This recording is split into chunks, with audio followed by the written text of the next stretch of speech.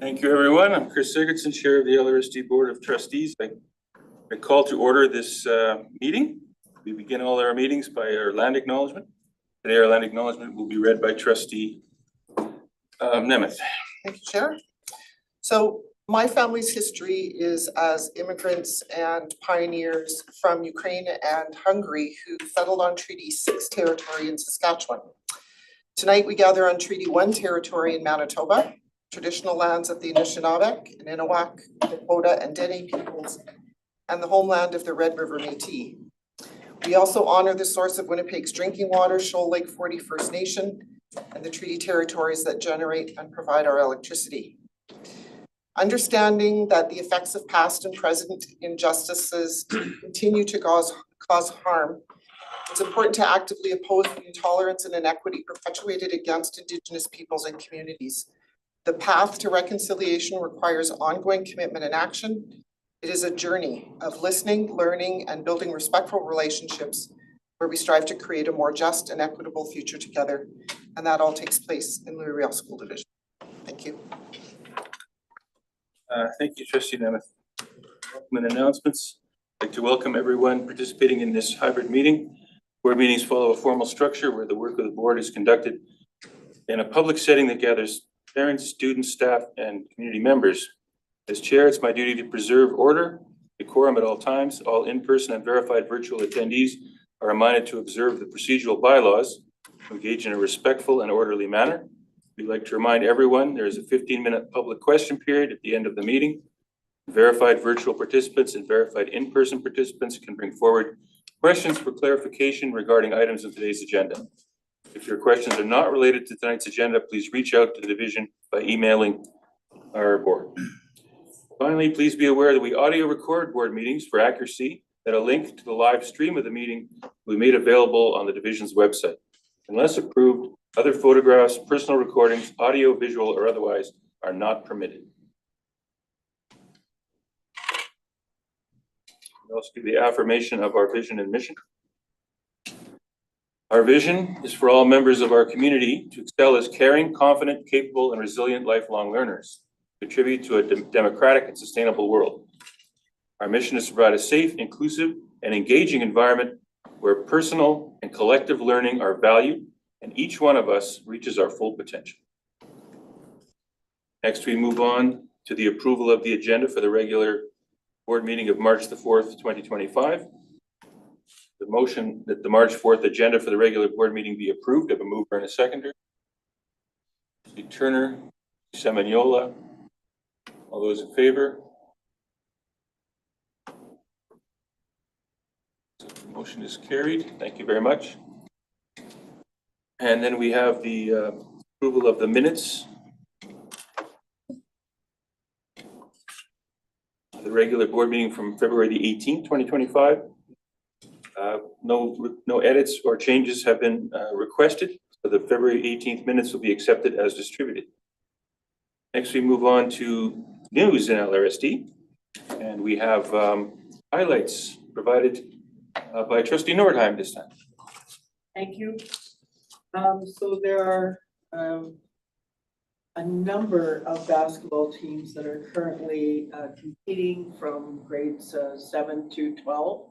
And so to highlight any one would be a disservice, but they're all entering into playoff season. And from the board, we want to wish everybody best of luck. And more importantly, from the board, our appreciation to the coaches and volunteers and officials who are allowing this super important activity to happen for kids. So we send our appreciation to those folks. The Shamrock School Winter Concert was held last week, 2 nights, and was very well received. College Jean Sauvé presented Charlie and the Chocolate Factory musical at the Burton Cummings Theater yesterday. Chris Sigurdsson, Pam, Paluchuk, and Sandy Nemeth and myself were in attendance along with Ron Cadez. I hope I didn't miss anybody.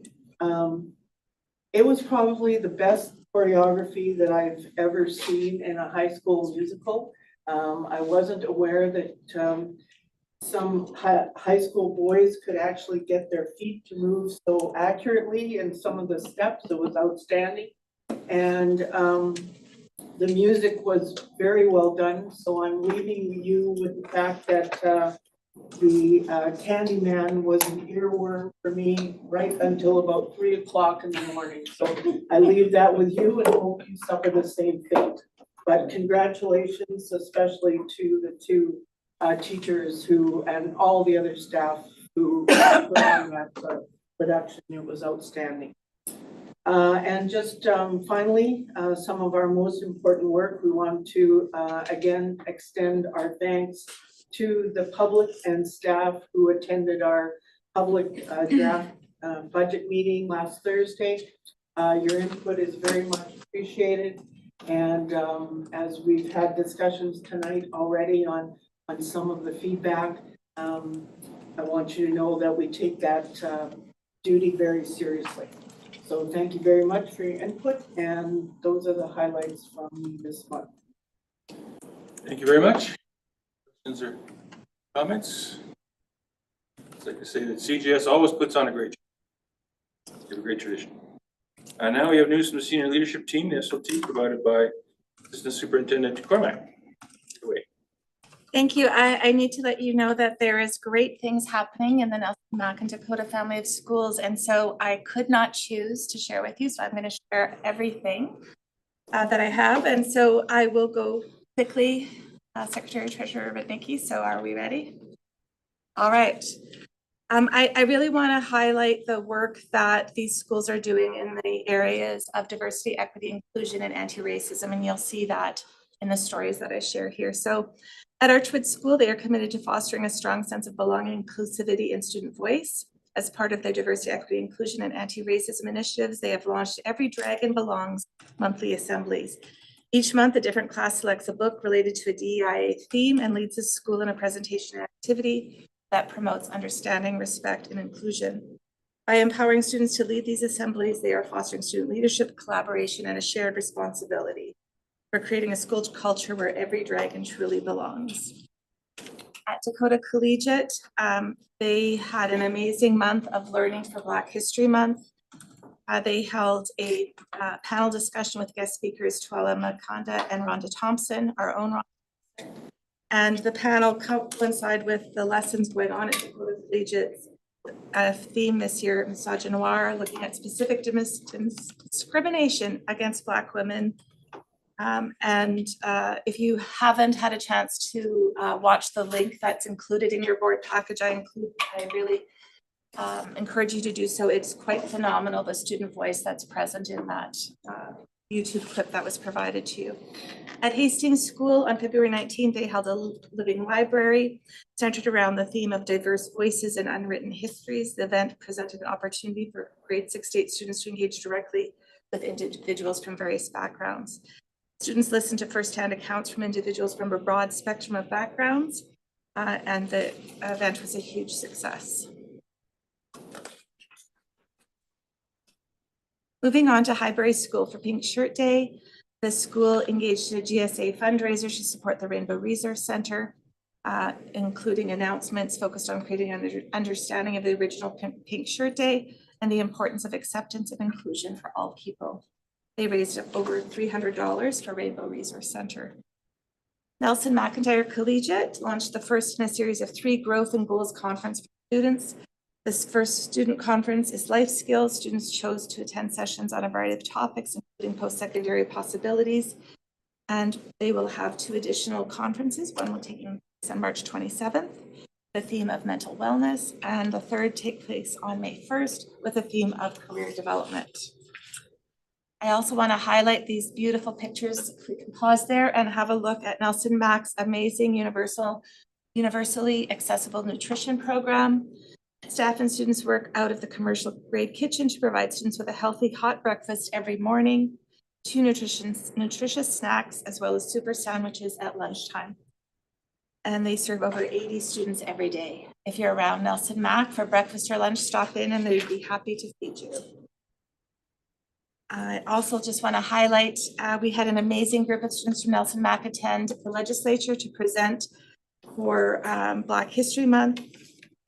And you might have seen the article in the newspaper of one of our amazing grade 9 students, Princess Akunza, who spoke to the crowd and was quoted by CBC News stating that we got to not just celebrate Black excellence, but to recognize the work that still lies ahead.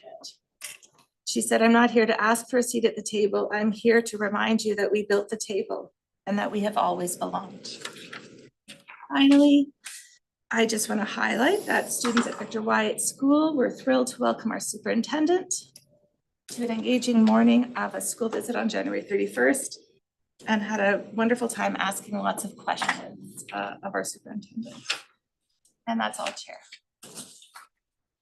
Thank you very much. Questions or comments on the report? Very good, very good. Lots of good stuff happening, by all means. I should say I neglected at the top to announce that our Vice Chair, Gary, is sincere regrets today and is not available to attend. We now move on to presentations to the board. Folks here from Just Elections. We have Tom Sims and Jordan Bighorn. We're going to take the floor and tell us about their group and what they're.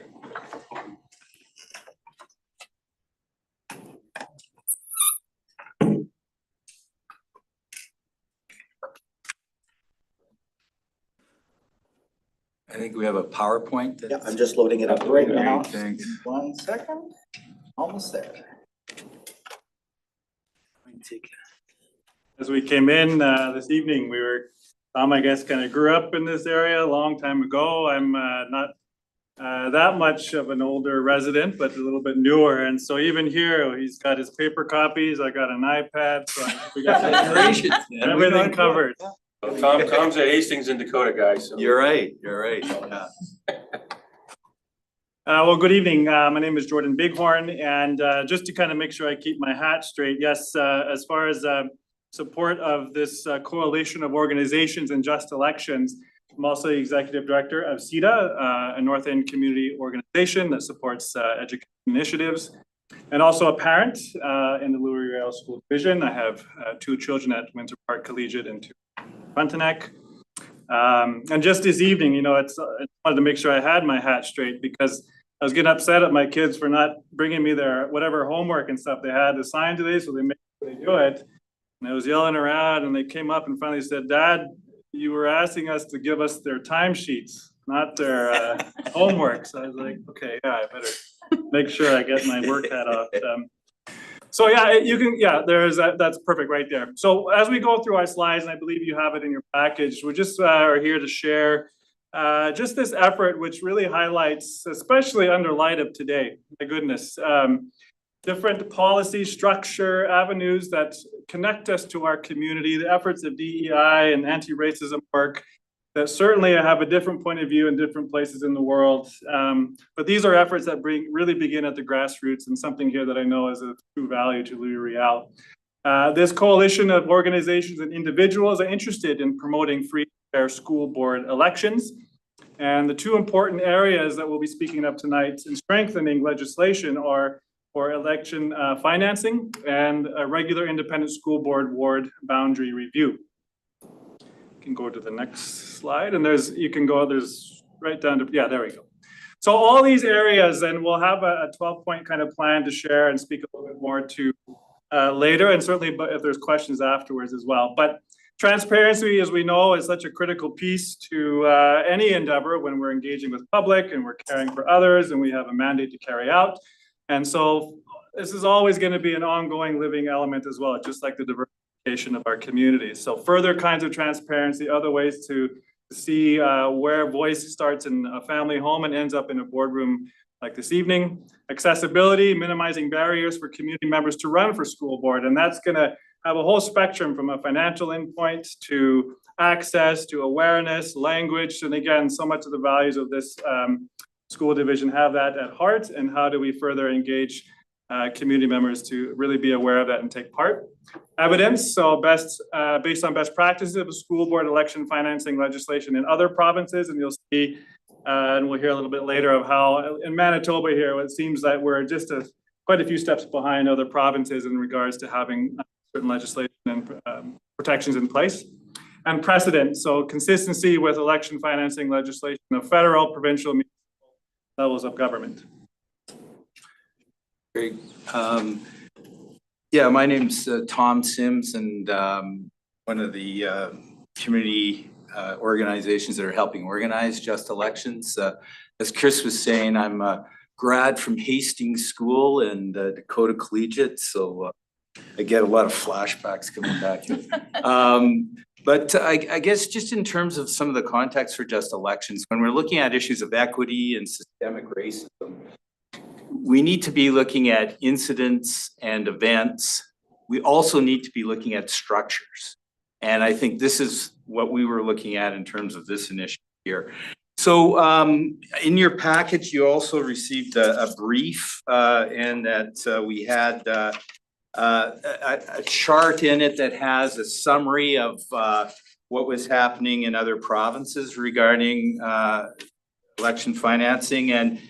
And you can see from that Manitoba is really far behind and out of step with the rest of the country around legislation around school board election financing. So one of the things we see look at is not just what we're against, but what are we for? What's an alternative vision that will rally people? And so this is sort of picking up quickly a 12-point plan in terms of election financing legislation.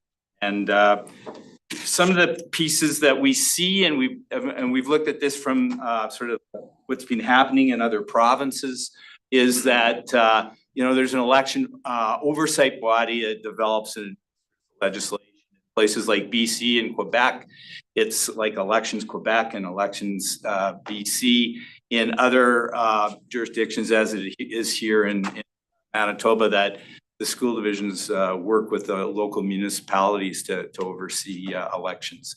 One of the things we see is that candidates set up separate campaign bank accounts to look at issues of transparency, that there's a corporate organization and union contributions are prohibited, out of province contributions are prohibited, reporting for goods and services contributions, so it isn't just money, but it's getting deals on goods and services that's reported.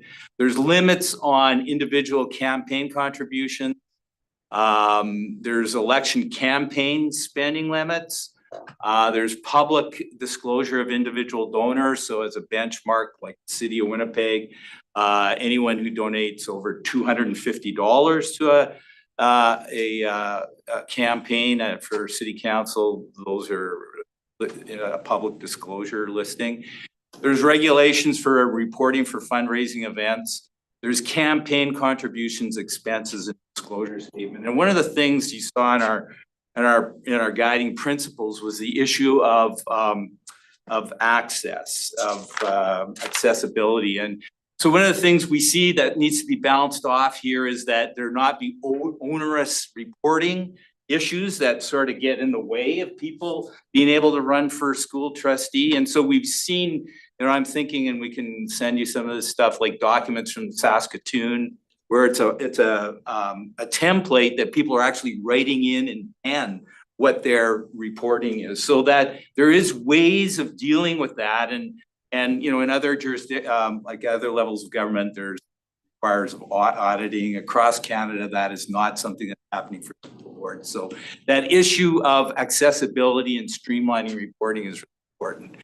The other thing that we see in terms of be important is rebate for election campaign contributions. Every other level of government, federal, provincial, municipal, if you make a contribution, there's a rebate system for people to run. Now, it was interesting, we had a great meeting with the Manitoba Association of School Boards. That seems like a long time ago, but it was beginning of January. We really appreciated that meeting.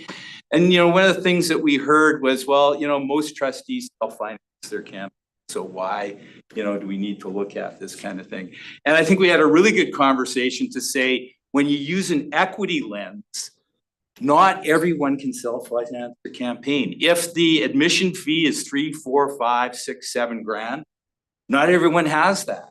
And that we need to look at that from an equity lens of that. And so if there is a campaign rebate kind of system, that's a way of building some more equity into school board election financing, as well as having individual campaign contribution limits. So if you run for city councillor, you can only contribute a maximum of $750 per contribution. That includes the individual candidate.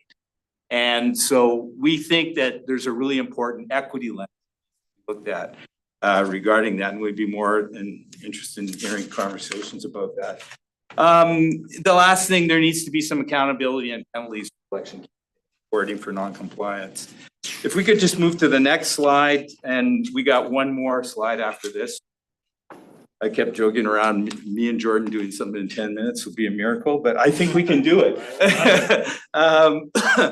The second piece of legislation that we were looking at is independent ward boundary review legislation. And presently, the Public Schools Act identifies that school trustees have the authority to make ward boundaries. This places, and we're not making any individual judgments here. This is at a system and structural level. This places trustees in a conflict of interest. And the federal, provincial, and municipal levels of government have a long-standing recognition of this conflict of interest involving elected politicians and setting of electoral boundaries. So they've established in legislation independent commissions to review electoral boundaries every 10 years. So at the federal level, there's the Manitoba Commission for Federal Electoral District Redistribution. At the provincial level, there's the Electoral Divisions Boundaries Commission of Manitoba. And at the municipal level is the Ward Boundary Review Commission. And it's interesting that we see in the Public Schools Act around changing ward boundaries, they have a specific clause that looks at the idea of, that is an equity clause, of how do you recognize communities and special diversity communities of interest in terms of how ward boundaries need to be drawn up. And so, we think those kind of things would be interesting to look at a changing policy level. And, we want to get this beyond the policy want kind of things. I know the Louis-Riel School Division just reviewed its boundaries a couple of years ago. Winnipeg School Division is currently looking at reviewing its boundaries because it hasn't been done for 10 years. Trustees of the Winnipeg School Division feel very much in conflict. They're saying we shouldn't be doing this, but in the absence of legislation, they're doing it. And so, we see that that's a challenge. And when we were out at Pembina Trails, apparently they review their boundaries for every election. And so, we think that that's a conflict of interest, and that creates issues. And if we have time and questions, we can elaborate on some of those experiences we've had as a community around that conflict of interest.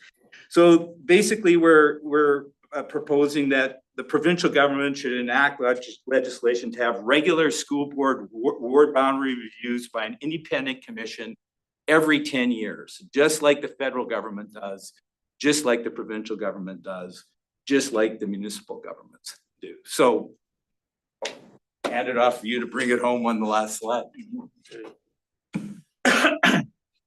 Yeah, so I think, just to come back to the first slide of it, acknowledging the avenues of transparency, and as Tom was mentioning, equity efforts in the lens.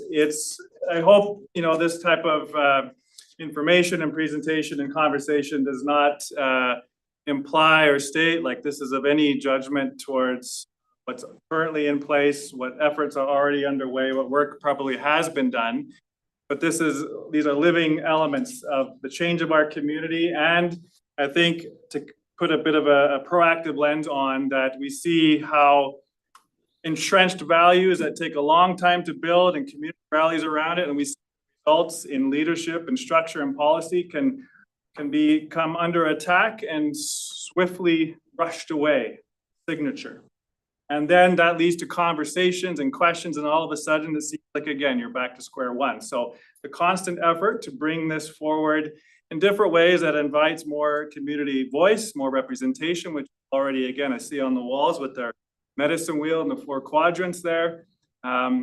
this from quotes from recent articles and our premier speaking of, which again, I would have assumed and expected in terms of First Nations people at the Mountain View School District not long ago of having so many students there, but at that time they weren't able to take part, and now you have Indigenous representation on that school board.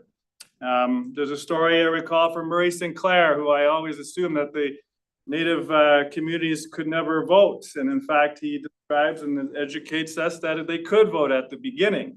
And when it became apparent to the powers that be that the communities were gaining economic power and resource and development, well, we can't have that. And so again, that pen comes in and now the vote is taken away.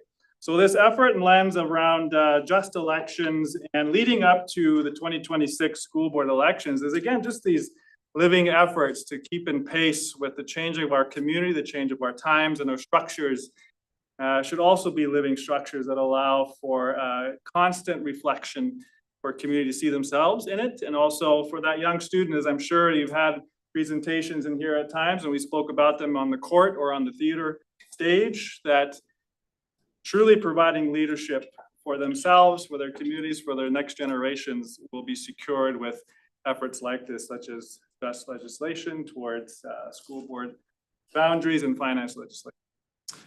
Just the quick ask is we're going around to all the school boards making this presentation. We've got the dog and pony show. We've been there for a couple of months. We got a couple more to do.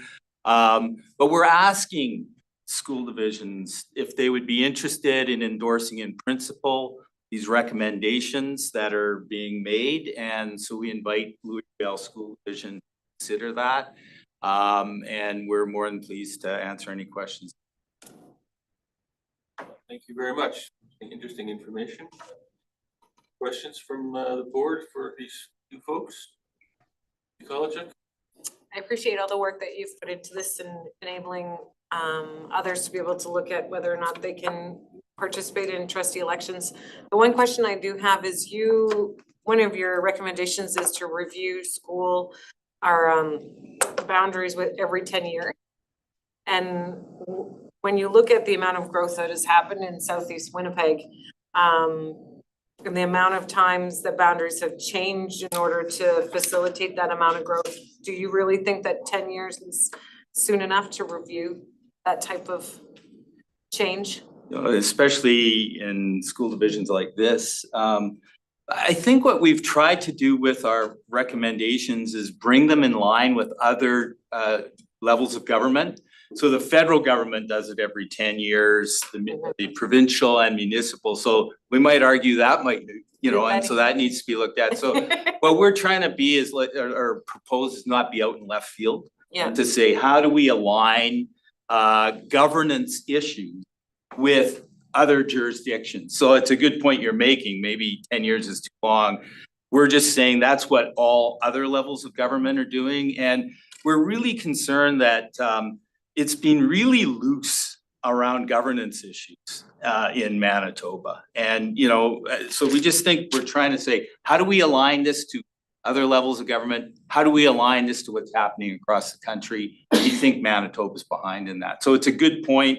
Our approach was to sort of use existing precedent. Any questions? Yeah, thanks for the presentation. I know when I first ran for this position 2 years ago, I was stunned that there was absolutely nothing. And I've jumped through a lot of hoops with other levels of government and other selection campaigns. Specifically, I was wondering if you had any comment, you mentioned not creating barriers. I'm wondering if you had any comment on specifically the notion of the audited financial return, because that is the by far the biggest single expenditure, at least on an administrative side, on typical provincial, municipal, federal election campaigns. That could be, close to the cost of an entire trustee election campaign. I was wondering if you had any comment on that, or if there's like a lower tier of reporting requirement perhaps available. So that's a great question. And that was one of the principles we said was accessibility. Yeah. There can't be barriers, it's a whole other question, but in rural and northern Manitoba, we were looking at the 2022 election and 70% of the trustee seats were acclaimed or vacant, 70%. And that 40% of the school divisions, the entire board was acclaimed in that. So that's a whole other issue, but that, speaks to some of the challenges. You don't want to deter people running. So what we've looked at, nowhere in Canada and other jurisdictions is there the audit requirement really? for school board, nowhere. So what we've seen is some very, simple templates. Right. And so there's a way of documenting without those costs. Right. And, we can show you these templates. I would argue if trustee can't fill that out, I'd be worried about them. Like, what is it, a $200 million budget or $250 million budget? It's like a $500 million budget in the Winnipeg School Division. Like, if people can't fill out a template, I'd be really worried, so, but it's a really good point that we're saying there can't be barriers. There needs to be templates, which there are in other jurisdictions that we can share with you. And that's critical. We don't need more, barriers or bureaucracy on that. And I think if you saw some of the templates, you would see that that's reasonable. And I know I'm being sarcastic, but if people can't fill that stuff out, they shouldn't be running for trustee. Further questions? Semenyola? Oh, no, trustee Turner. Something I Yeah, but I think you had your hand up first. Well, I just, thank you for the work. That, I like it. I agree with it. It is something that needs to be done.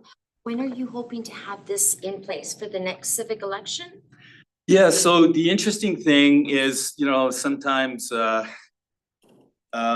things line up. So that in the throne speech, the government alluded to that it was going to do this. It was buried in there. So it's helpful. One of your former employees, Mike Moyes, who was at the time the legislative assistant for the Minister of Education, was very helpful to clarify that that in fact is in the throne speech. And so we've just had further conversations, and we'll be meeting with the minister later in the month, that they are going to be introducing legislation this spring session because they want to get it through so it will be ready for the 2026 elections. And so there'll be opportunities for the school boards to present at the committee stage of the bill. They don't do it as a omnibus bill, which that precludes that. But so I guess what we're trying to do in our going around talking with people is creating the awareness, beginning to build the dialogue, because it isn't if it's going to happen, it's when it's going to happen. And we hope that progressive voices begin to see the importance of this. One of the reasons why we really dug into this, and I'm not going to go into the details, but people know the last school board election, there was some really challenges there, and that we never want to see that happen again. That what was done was illegal, but it was legal. It was legal, man. I don't want to get. I know, Chris, you're a lawyer. You might have to help me out here. It was legal, but because of the policy vacuum, it could be done, and we're saying that could never happen. Absolutely never. And that's why this legislation is important, and that's why we thought we don't want to be just talking about what we're against. We want to be putting out a vision of what we should be for, and that we encourage school boards to engage in this dialogue. And like I say, it would be really helpful. We're going around, and the way boards have received the report, they're sending it to committees and that. But it would be really helpful if the board looked at saying, and we've tried to keep it at a higher level. Like, hey, here are principles. It'll be getting into the weeds where the challenges are. But if the board was interested in passing a motion, say, support in principle these recommendations around school board election financing and the ward boundary review, or you might say, hey, we support the school board election financing. We have questions about the ward boundary review thing, but that's what we're hoping for. Trustee Semenyola had a question? Yeah, I guess, I don't know if it's a question or a statement. First, thanks for putting all this stuff together. Can you talk maybe a little bit about some of the barriers that you see in how everything is done today, and maybe some of the barriers, the evidence of barriers that have been removed in, let's say, a place like like Saskatchewan, I think you mentioned Saskatchewan, Sure. like what is the impact? Are they having more people being able to run, less acclamation, less vacancies? Like, can you talk a little bit about that?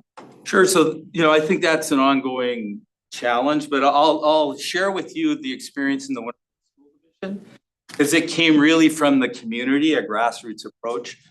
The Winnipeg School Division used to have a 3-ward, 3 trustees, so there were 9 trustees.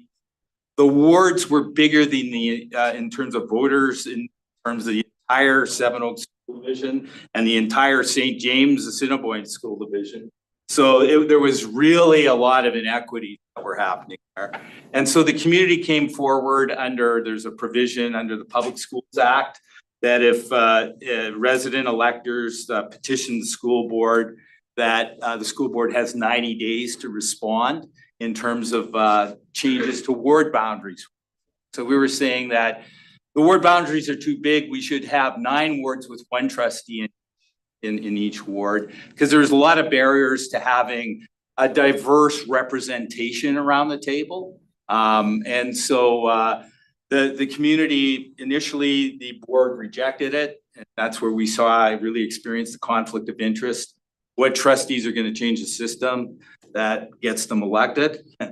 We went back 12 years later and 2 trustees were retiring, so there's a little more room there, and that the vote went through. It was interesting, one of the petitioners back then with us was Wab Canoe, who was a parent in the community, so he understood the need to look at the structure. So I just wanted to give that context to say, so it changed to a 9-ward, 1 trustee. The last election in the big school division, out of the 9 trustees, 3 self-identify as Indigenous, and 4 identify as from racialized communities. So 7 out of the 9 trustees are from either Indigenous or racialized communities. That would have never happened under the previous structure. So we felt we were able to remove barriers in the structure in order to have more equitable representation. And I would say that would be an example. And I think, in terms of what you said in Saskatchewan, like, we don't want reporting to be a barrier. And so that they have these very simple templates, they're like 3 pages, and that people can almost fill them in by pen if they wanted. And so we think reporting is also something that precludes people running. I think the other thing is money. And if the wards are smaller, and if people are able to get donors to get a rebate, so if you give $100, based on the city council, Winnipeg City Council, you get $75 back. So your net contribution is $25. That you can raise money more that way. And I think the other inequity is if trustees can say, well, I'll just self-finance my campaign. I got $5,000 or $6,000, especially incumbents. They'll say, well, I have my salary coming out, my compensation coming out from trustees. I can, look at it that way. These are barriers. And that we've had some interesting conversations that we've gone around to other boards where people are saying, we don't think it's fair that as a candidate, we can only give $750. We don't think that would be fair.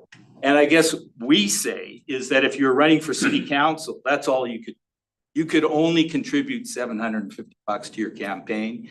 You'd then have to go out and with rebates, raise the other. We think that's healthy when people are going out and talking to people to say, will you help out with my campaign?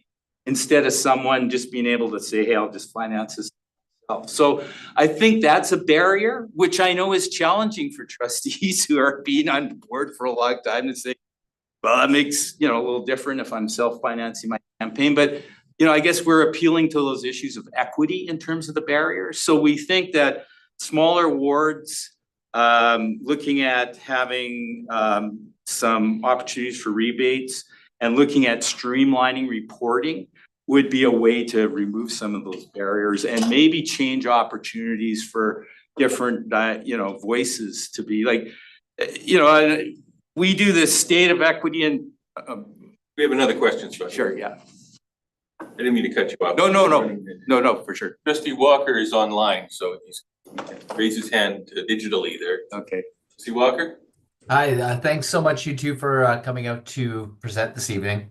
As you may know, I just ran an election and got all my donation, small donations to finance my campaign, and I was shocked. I was keeping track of all my donations so I could report and realized at some point midway through that there was no rules around it. So I welcome some changes so that our elections are more fair and just. I think it's really important part of our democracy to ensure that big money isn't having an influence over our elections. Thank you. Just one last comment to follow up on this point. I think I would look at that first quadrant of Circle of Courage in terms of belonging. And some of the structure of changing, the doorways, the windows and so on, of the structure of these type of things. I think this is a generational kind of decision, because eventually with folks that will be coming up into schools in the community and see that the welcoming and the belonging is open through, policies such as this, then you start to have the access first to get in the door, but then the feeling of this is where I need to be and want to be, and in the word of mouth and supporting each other and the talking and so on, more face-to-face communication. Yeah, so this to me is like that opening belonging piece as it gets us through the rest of those quadrants. Great, thank you. Anyone else? Well, thank you very much for all that. You've certainly given us a lot to think about. We'll certainly look forward to see any legislation coming down the pike, and we can respond to that, and we'll talk as a board about your request and what we can do. It's certainly something that's important to think about, accessibility and making sure we have true democracy at the board level. I've always been intrigued by the idea of the smaller wards.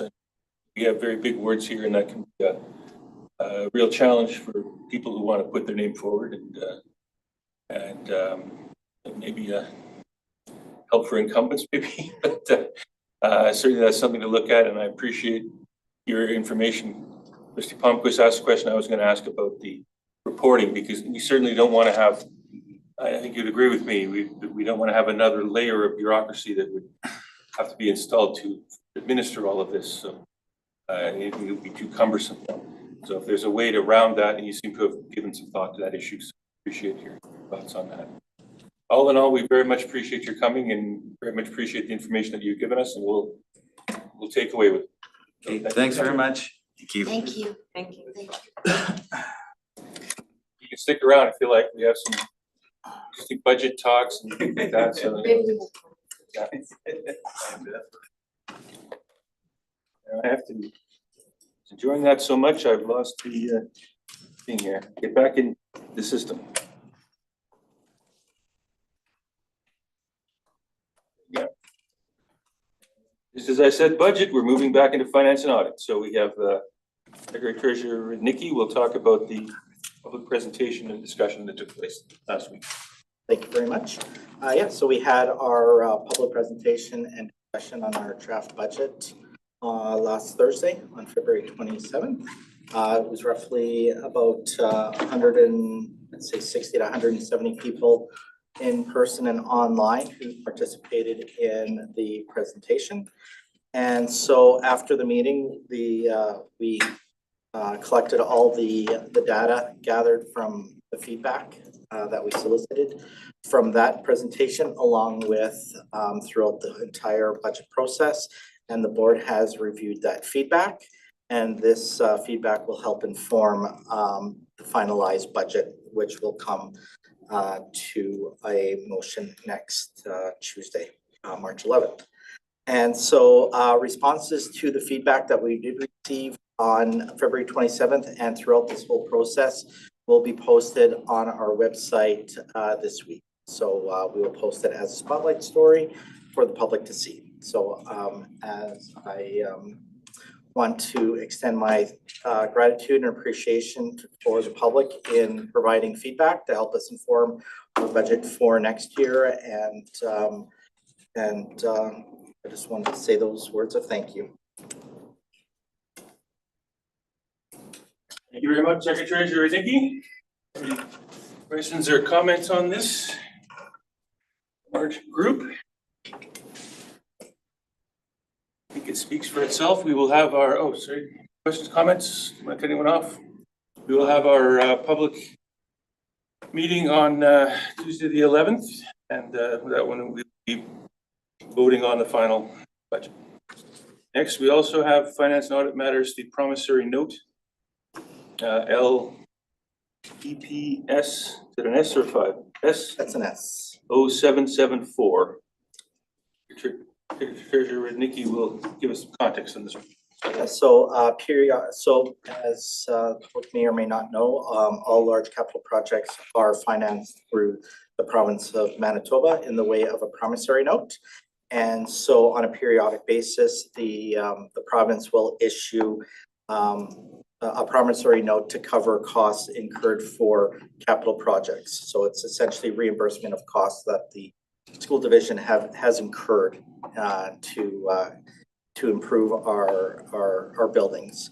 And so for this promissory note, we are being reimbursed $11,324,100.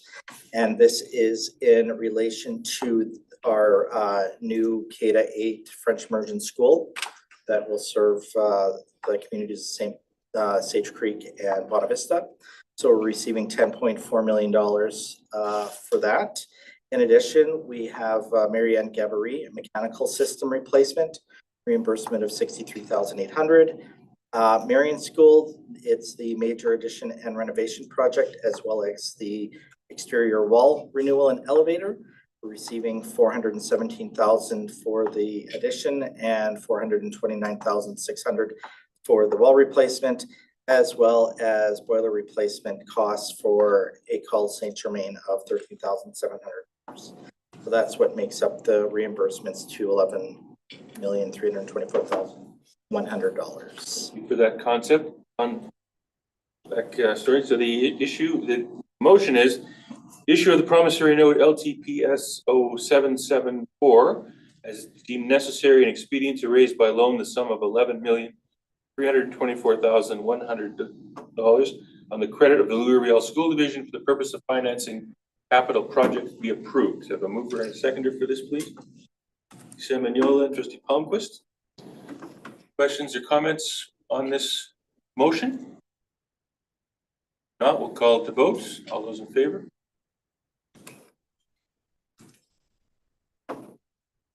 Good. That's been approved. That motion is carried. Thank you very much. Next, we have staffing. We're going to have some principal appointments. Superintendent Michalik will provide us some context about the recommendations in the proposed board motion. We're recommending that the board appoint Jennifer Oldfield, who is vice principal at Collège Béliveau, to the principalship at École Van Bellingham, effective August 1st, 2025. Recommending that the board appoint Kathy Ann Winters, vice principal at Shamrock School, to the principalship at Shamrock School, effective August 1st, 2025. Recommending that Mike Heilman, principal at General Vanier School, be appointed principal at Samuel Berlin School, effective August 1st, 2025. Recommending that Carly Friesen, vice principal at Windsor Park Collegiate, be appointed principal at St. George School, effective August 1st, 2025. And finally, Steve Houston, vice principal at Lavalley School. We're recommending that the board appoint Stephen principal at Marion School, effective August 1st, 2025. So the board motion then would be the following be appointed as principal effective August 1st, 2025. Jennifer Oldfield at École Van Bellingham, Kathy Ann Winters at Shamrock School, Mike Heilman at Samuel Berlin School, Carly Friesen at St. George School, and Steve Husin at Marion School. We have a mover and a seconder for this, please. Trustee Turner, Palachuk. Questions or comments on this motion?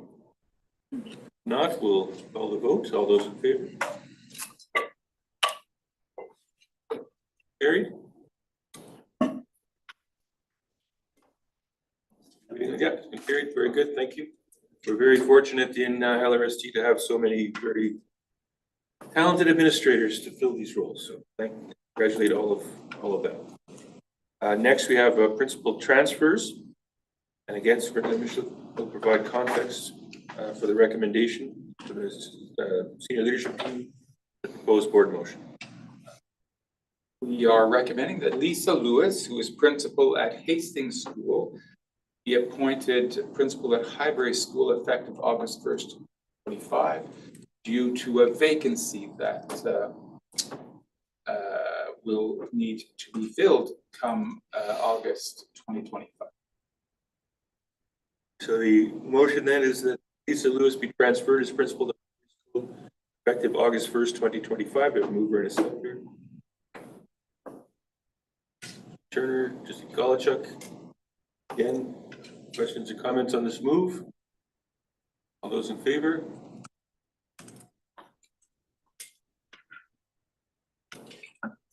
This passed as well.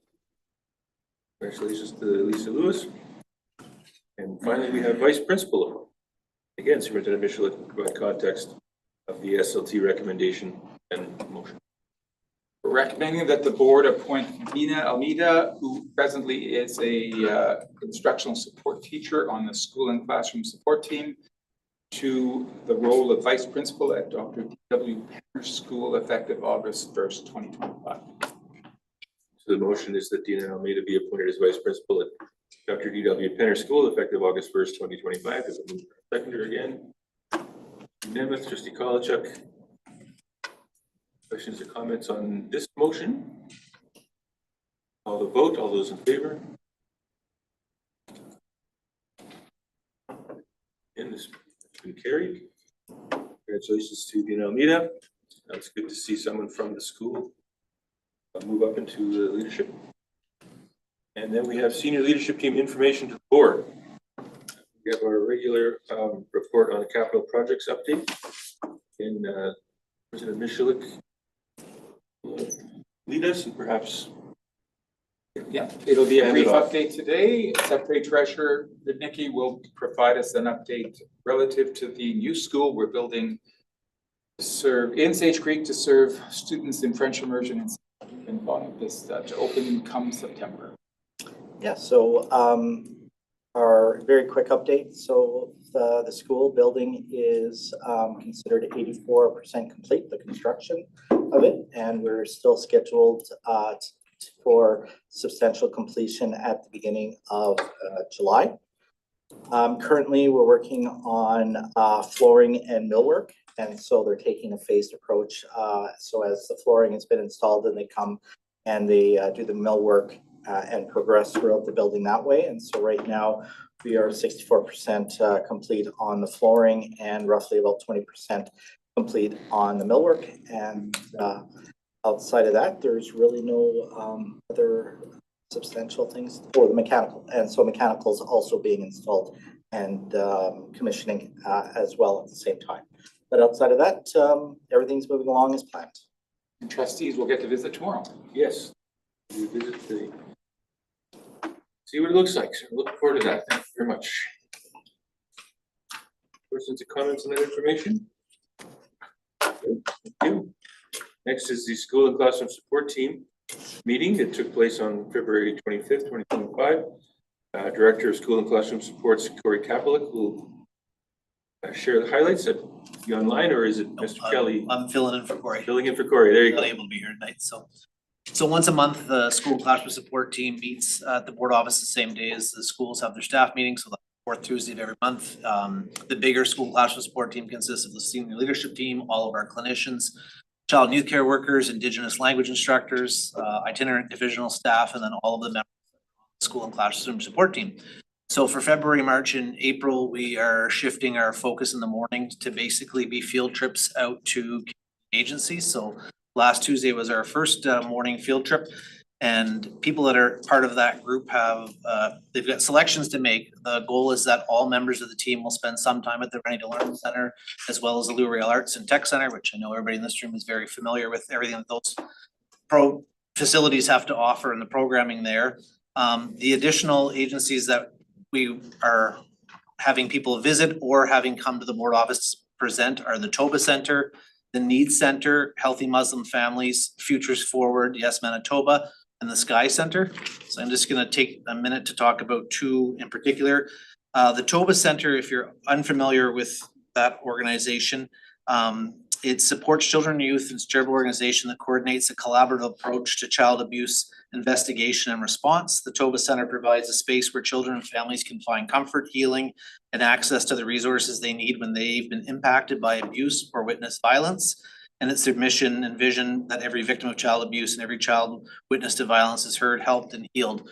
So this was our first group that came and presented at the board office for all sorts of obvious reasons, and we're not bringing a large group to their on-site location. It's really important for all the members of our team to be able to know more about agencies like the Toba Center as they deal with issues like this in our schools. Talking to social workers and other clinicians that were able to spend their morning with them, it was just a very valuable experience that they would typically not get on their own.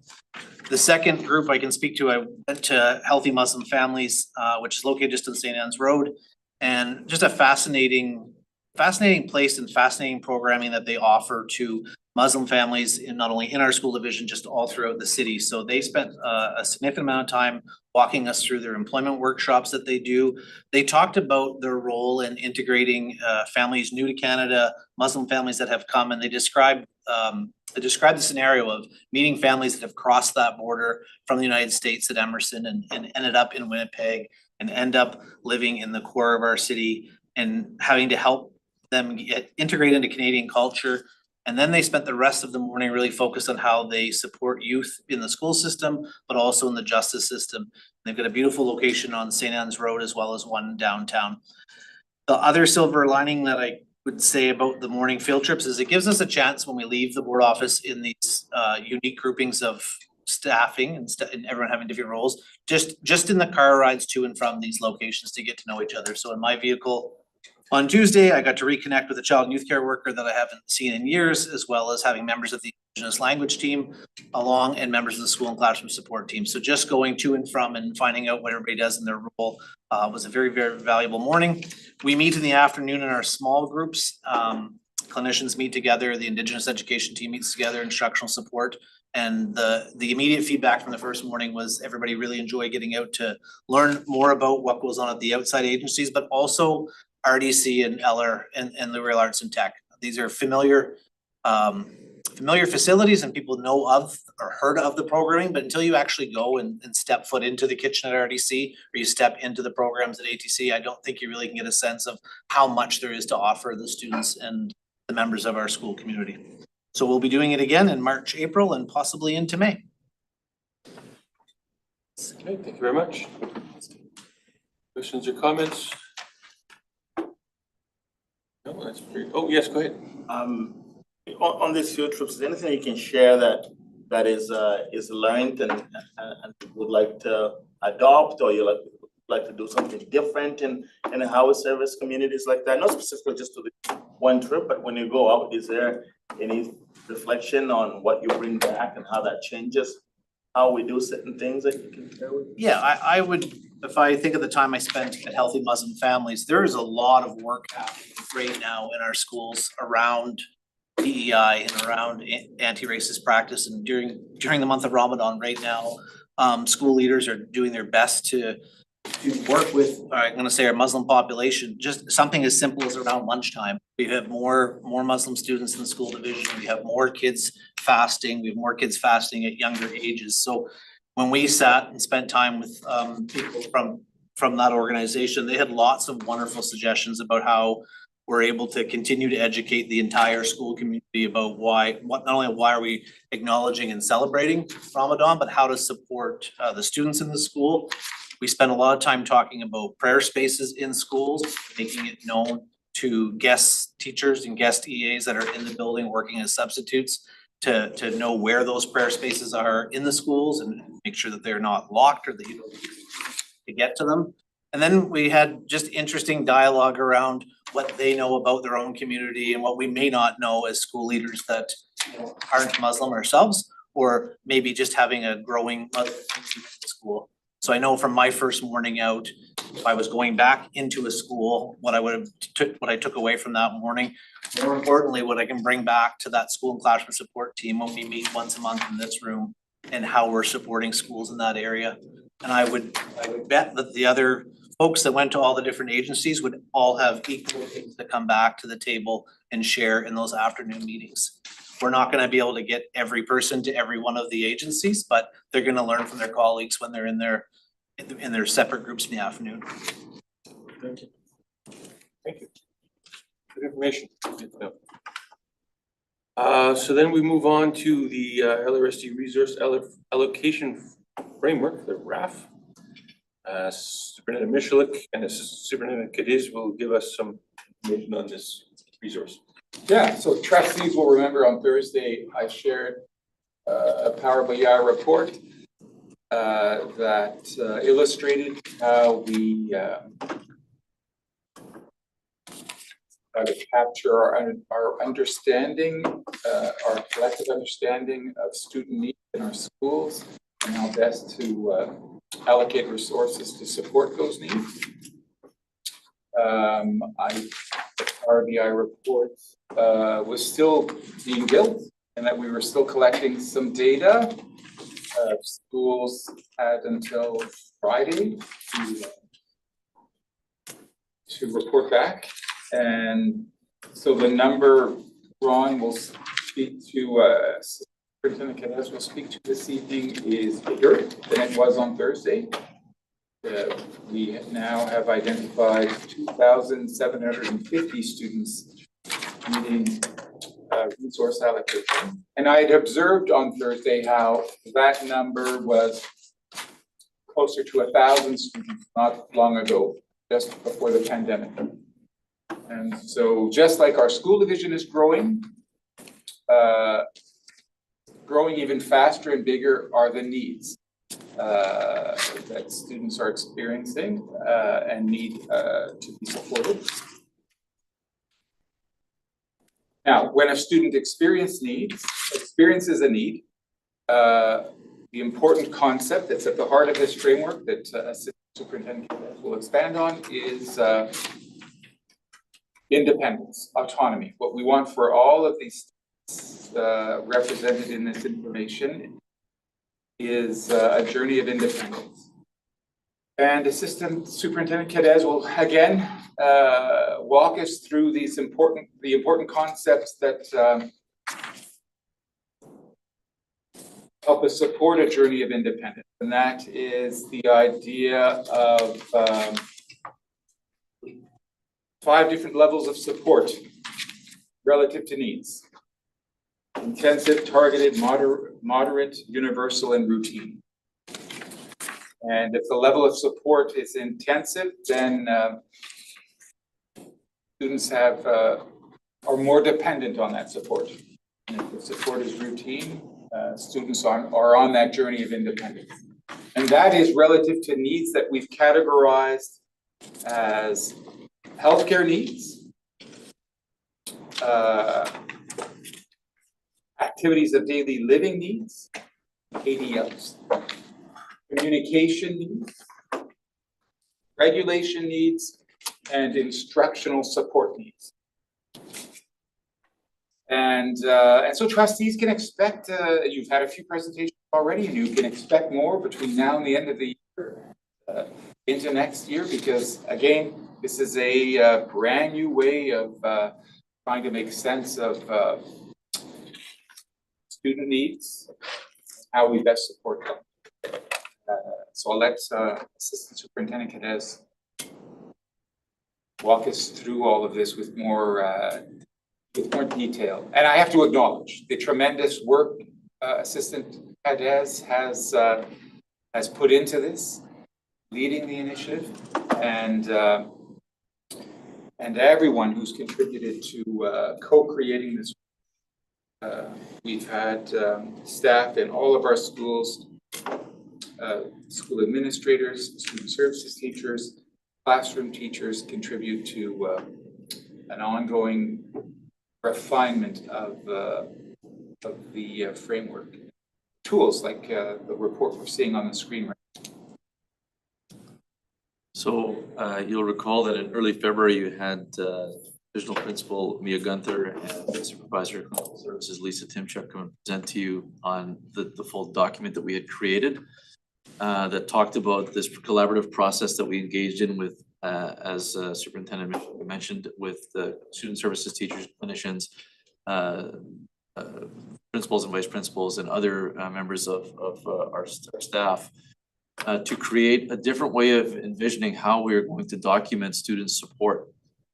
We're still evolving from a historical pattern of thinking where the province at one point had asked us to submit applications for every student who required some extra type of support, and every case was evaluated individually, and you looked at it from a deficits lens, basically as all the things that the child was unable to do and thus needed support with. As we're gradually moving away from that, it's been taking many years to change the way that we see that level of support and to move away from a vision of support that encompasses only the application of an educational assistant, for example, to being that one source of support that we can provide in terms of adults that can work with students. And for that purpose of simply providing general support without being very clear and articulating exactly what the means and the goal would be of that support. In this transition, what we're trying to get to is a point where we identify areas where students have certain needs for support, but understand that that can lead to growth.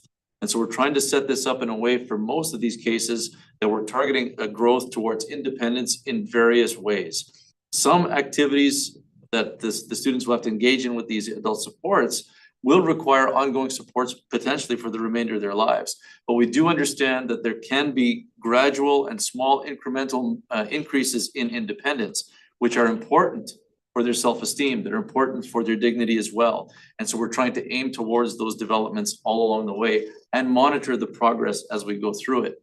So what we're asking schools to do is to engage in a process of discussion with their staff and look at every student that we provide any support to that is outside of the regular curricular outcome. So an example of that would be a student who requires support with toileting. Well, as you're doing that activity, providing the support, what are some of the steps that could be supported so that the child can get some independence in that daily living activity? Another example is instructional support. We often talk about students requiring support for reading or for numeracy in their development. That would sometimes be seen as a curricular support, but actually it's not. It's alongside the curriculum. We're teaching kids some of the skills that are not articulated specifically in the curriculum so that they can independently then access the curriculum. And so we're asking folks to really be very clear about what it is they're trying to aim for the development with the student in the time that we are spending with them. It is not sufficient simply to say the child needs adult support, but it needs adult support temporarily so that they can gain independence towards a specified outcome beforehand. The process we've identified allows us to articulate that in more common terms and remove some of the subjectivity from the discussion that comes into play without clearer criteria. What we believe we've established on the right-hand side of the table is basically all of the supports that we provide with adults in the school system that are beyond the curriculum. And so there is not a whole lot that would be left for us to do. And what we're trying to do is get a grasp as to where are the needs within the system? Who are the best people to deliver it? Who's currently involved in delivering it? And by taking this inventory and beginning the discussions in this way, what we feel will happen is that over time, we'll be able to trace the trajectory of the students getting the support and trying to understand better if the supports we are providing and the instruction we're providing is getting us to that goal of independence. Is there growth along the way for the student? Can we reduce the level of support required for a given activity? And that would be a measure of success that we'd like to keep track of moving forward. What's important to note in this one, in this report that you see here, and this is a very general view, can't show you the school level reports, but note that schools have access to very specific student level information. Once they enter it into the system, they can then analyze it in any way that they want, and we'll be able to get a full picture as to the level of support, type of support, and distribution of support that they have within their school. This is meant to inform the way that we do our planning with the resources we have available to us.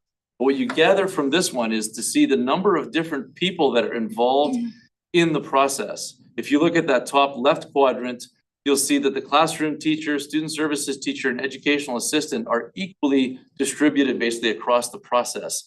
And we're not saying that it's only one person involved with one student for one activity, but in general, what you'll see if you dig deeper into each case is that it's a collaborative effort and everybody has a contribution to make. You'll note that administrators are often very directly involved in supporting students as well. and in all of the priority areas that are identified in the pie chart on the bottom right. The numbers that you see are basically articulating the number of categories that are being supported by that group. So, for example, the number at the top left under classroom teacher is the number of domains supported, is that right-hand bar of 5,060. The domains we're talking about are the dark bolded colored categories on the right. So the number of healthcare, ADL, communication, instrumental ADL, regulation, and instructional support needs. Many kids are getting support in multiple areas, multiple domains, and they're all articulated there. You'll see that the numbers don't add up to 2,750, they add up to much, much more because there are many areas being supported. For many kids, it's multiple areas, and so different people supporting multiple areas means there's gonna be bigger numbers. As we go through this in more detail and over more time, we expect that the number will be much more refined, that people will begin to see that there are different ways that we can articulate the support, because right now, I don't believe that we're capturing everything that we are doing. This is only a snippet for the moment. And as we talk about it more with our school leaders, we're gonna gain our common understanding, enhance our common vocabulary for this, and then think about the most efficient ways that we can develop to support the specific needs identified as ways that we invest our monies to hire staff to make sure the students are meeting the needs and that they can access their programming independently.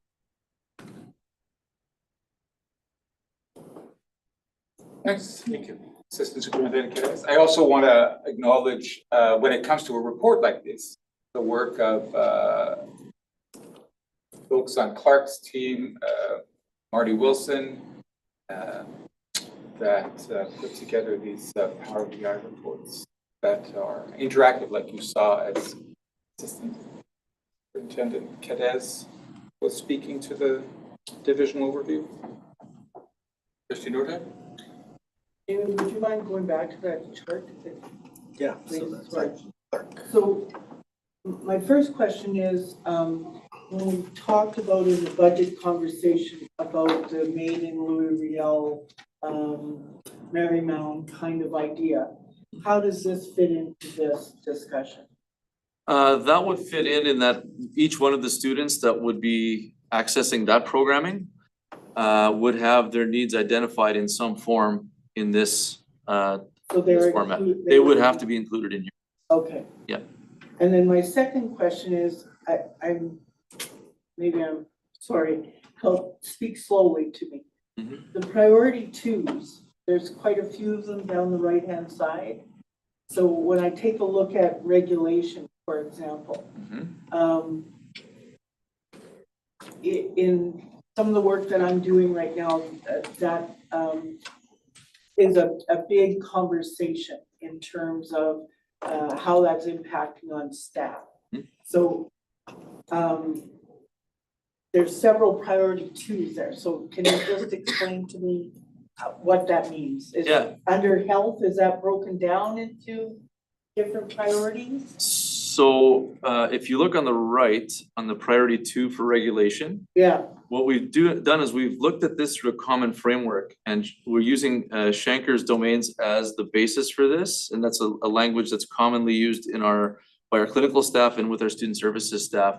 So when we're talking about a student who's needing some support with regulation, the way it's often brought to our attention is, well, the kid's a runner or the kid has safety concerns. That's how it's often presented, but at the root of it, it's actually not necessarily the safety concern that's the issue. That's the symptom that we see on the outside. Underlying that is a need to develop a specific type of regulation capacity for the student. And so it can be that the student is overly stimulated through biological or sensory needs, cognitive needs, emotional, pro-social, or social. And so once we identify where we're targeting the support, we can then establish a goal that would lead to some independence in that one particular area. It's forcing us really to look beyond what we see in front of us and to dig a little deeper into understanding the student where the need originates, so that we can really target any intervention that we can provide to promote that growth. Because if we just look at it as a safety issue, we're not actively promoting the growth, we're not likely to see a change. Mr. Seminola. I got two questions. One of them, and thanks for bringing this forward. I think we asked for this in our previous discussions. So first question, if you go to priority 3, Yes. how the numbers, let's see how the numbers changing. Support. So I think you had mentioned at one point that there could be a student that requires multiple supports. So when we talk about half-time, full-time, and the student count, we're factoring in the fact that if somebody needs half day for one kind of support, another half day for different kind of support, does that come as full-time or does it come as 2 different halves?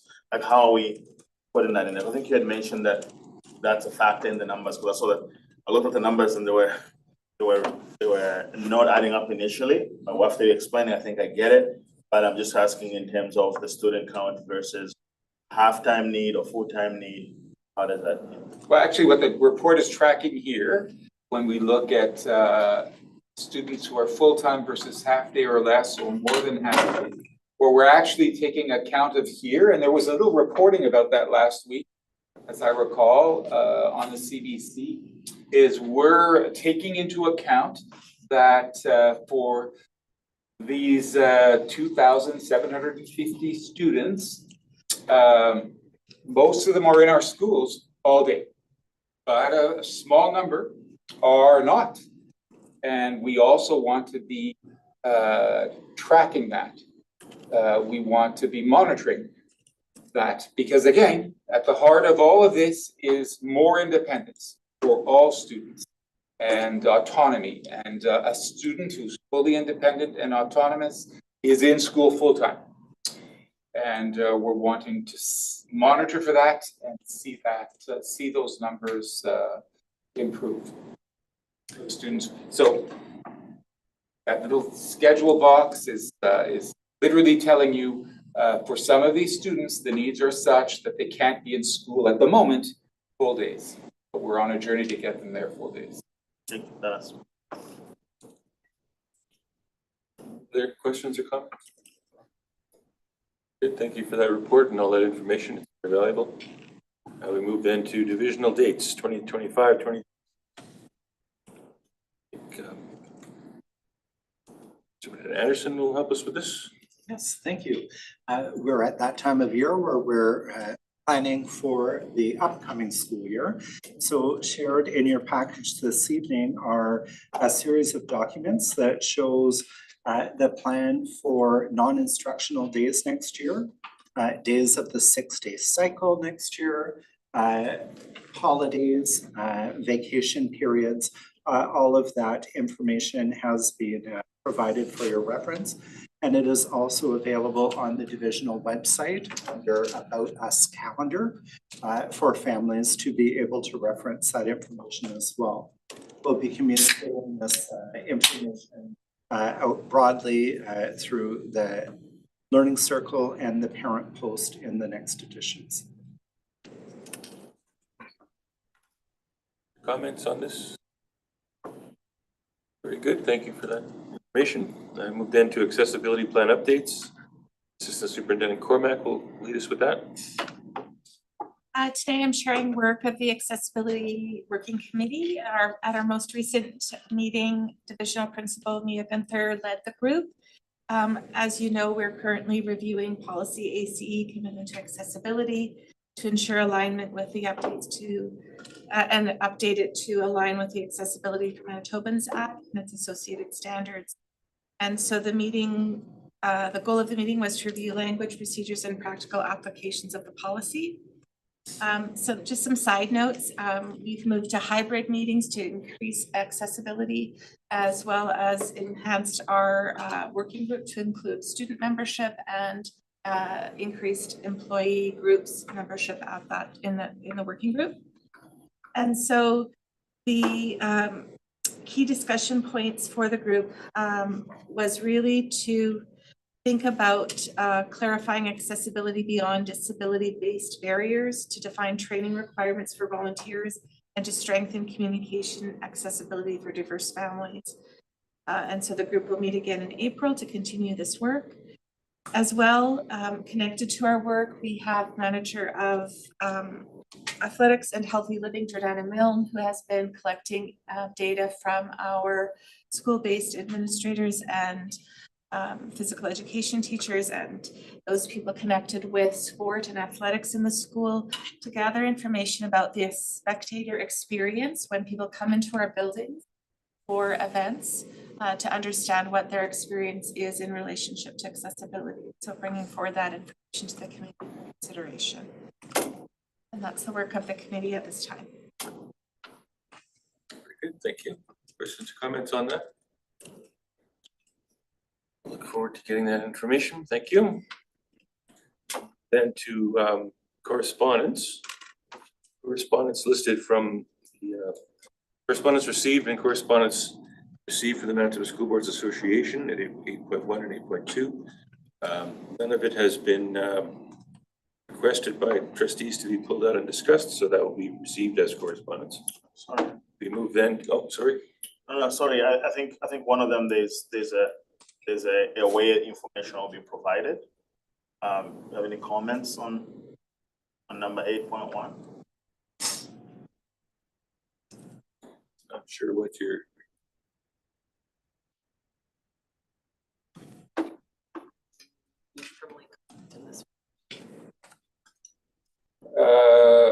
Okay, so 8.1 was correspondence received by a member of the public that presented at the board's draft budget information evening. And we will be providing an overall response to feedback collected that evening. We had 88 thoughts shared in a form survey, and we had thoughts shared verbally by one of the attendees. And that attendee has since corresponded with the board. And so trustees and the public can expect, and the individual who has corresponded with the board can expect to see a response made public on the website before the end of the week. Then to action items. This is the board meeting schedule for 2025-2026.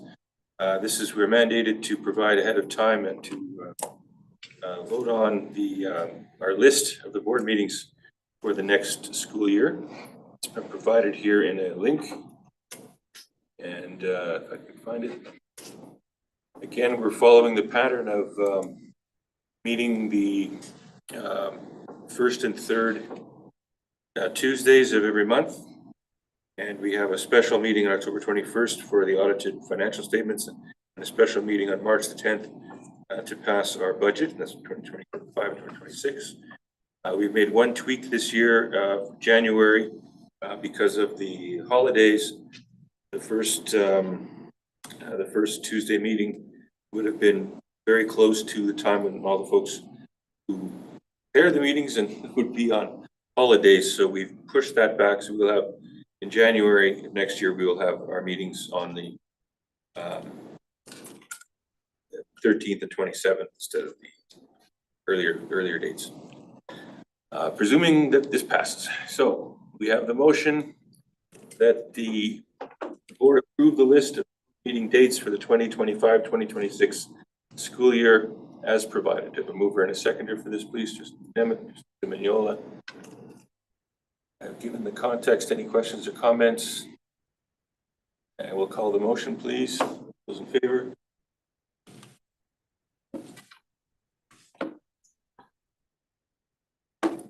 Looks like it's, the motion has been carried. Thank you very much.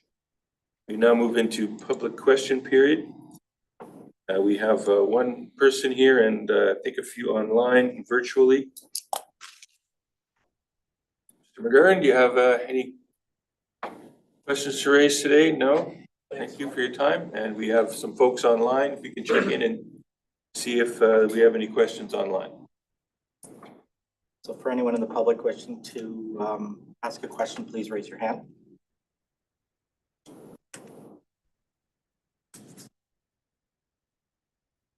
Seeing none. Seeing no response, then that's good. Thank you very much. We declare this meeting adjourned. Thanks for your time, everyone. Trustees will be gathering together. Actually, 5-minute break. Certainly, more, that is